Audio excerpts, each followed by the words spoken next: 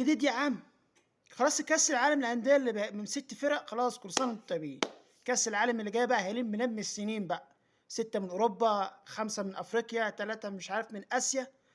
فانا بقول لكم من دلوقتي انسوا بقى ان النادي الاهلي ياخد المركز الثالث ولا الرابع. خلاص بقى، مع كل سنه وانتم طيبين، مش لعب ماتش ولا ماتشين ونبقى مركز ثالث ورابع.